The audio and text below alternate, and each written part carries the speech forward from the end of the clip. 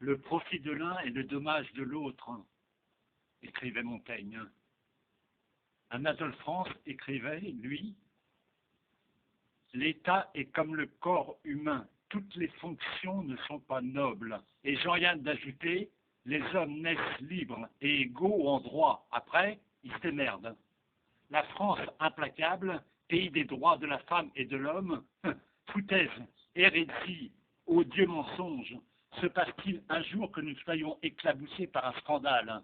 La France omnisciente, qui se voulait exemplaire, moraliste, n'étant fait rien d'autre qu'une démocrature corrompue,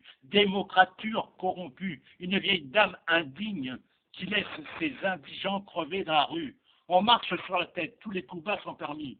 Gouvernants et journalistes se rejoignent dans l'obscénité. On va te dire dans un même flash d'infos que la brute tatouée du PSG touche en un mois 1000 fois ce que perçoit une infirmière de nuit qui a la charge de 13 lits.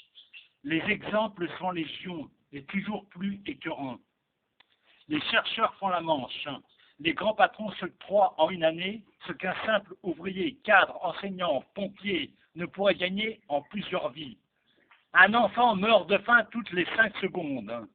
À l'instar des migrants, un Syrien, Info RFI, TV5 Monde, France 24, meurt de faim toutes les 25 minutes. Les richesses du monde sont détenues par 1% de la population planétaire.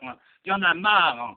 Et l'humanité, bordel, Je vis au Togo depuis mars 2008, où je suis totalement impliqué.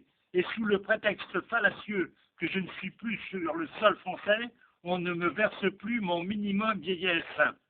J'ai 69 ans, je reçois officiellement 170 € par mois. Et cela depuis 2008, moins que le seuil de pauvreté. Ça suffit! Au quotidien, nous devons supporter des vérités irrespirables, des injustices épouvantables, des disparités intolérables. En fin de compte, nous n'avons d'autre choix qu'entre ceux qui mentent et ceux qui puent. Ô gouvernants bourgeois, à la pointe cruelle, rendez plutôt à l'exilé mental, au philanthrope paumé, ce que vous lui devez.